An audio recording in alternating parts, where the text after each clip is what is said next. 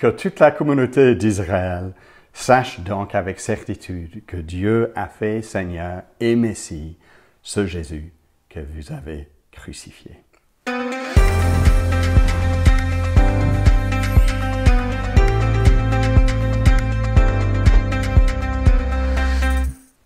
Oui, le crescendo de ce message de Pierre à la Pentecôte, c'est que Jésus est Seigneur et le Messie. Et que oui, si eux, ils l'ont mis à mort, maintenant il y a un appel à la repentance.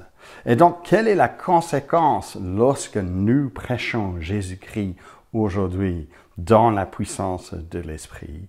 Mais c'est encore aujourd'hui, tel qu'on le voit au verset 37. Quel frère, que ferons-nous? Il y a donc une repentance qui est nécessaire à la lumière de la réalité que Jésus est Seigneur. Et donc, nous lisons au verset 38 ce que Pierre répond à cette question, que ferons-nous? Changer d'attitude et que chacun de vous soit baptisé au nom de Jésus-Christ pour le pardon de vos péchés et vous recevrez le don du Saint-Esprit. La repentance est nécessaire et l'identification donc publique à Jésus-Christ de par le baptême est nécessaire. Mais le baptême est au nom de Jésus-Christ parce que ce n'est que en Jésus-Christ que nous recevons le pardon de nos péchés. Et ainsi nous recevons également l'Esprit de Dieu. C'est ça la conséquence de l'œuvre de l'Esprit à la Pentecôte. Mais pourquoi donc un appel à croire en Jésus-Christ comme étant le Seigneur, le Messie, celui que Dieu a envoyé?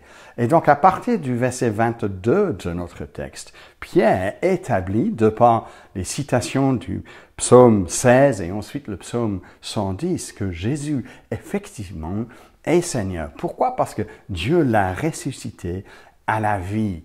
La mort de Jésus n'est pas une erreur qui n'a pas été anticipée, mais non, elle était selon le projet défini de notre Dieu. Parce que ensuite, verset 24, Christ que vous avez fait mourir, qu'est-ce qu'il a fait? Il a brisé les liens de la mort.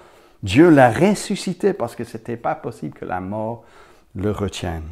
Et les psaumes qui prévoient un descendant de David, qui vaincra la mort, alors dit Pierre, ça c'est pas David lui-même, parce que David, il dit au verset 29, avec toute franchise, il est mort, et on pouvait même à ce moment-là rendre visite à son tombeau. Mais Jésus, quant à lui, il est revenu à la vie, il règne, il est exalté à la plus haute place. Et donc nous prêchons, voyez-vous, Jésus-Christ, car en lui, à travers lui, Dieu a agi. D'une certaine façon, il a agi qu'on le veuille ou pas, parce que c'est vrai, il est réellement ressuscité. C'est un fait historique. Dieu est intervenu dans notre temps. Et donc, lorsque nous nous rendons compte de cette réalité-là, alors nous posons la question, alors que ferons-nous? Verset 37. Et du coup, notre proclamation de l'Évangile, ça change avec cette réalité, parce que l'Évangile n'est pas choisissez Jésus, les amis, parce qu'il vous fera du bien. Non, c'est plutôt un appel à se soumettre à Jésus, car Jésus est le roi établi par Dieu. Et ce roi établi par Dieu est le roi qui pardonne nos péchés. Quelle bonne nouvelle!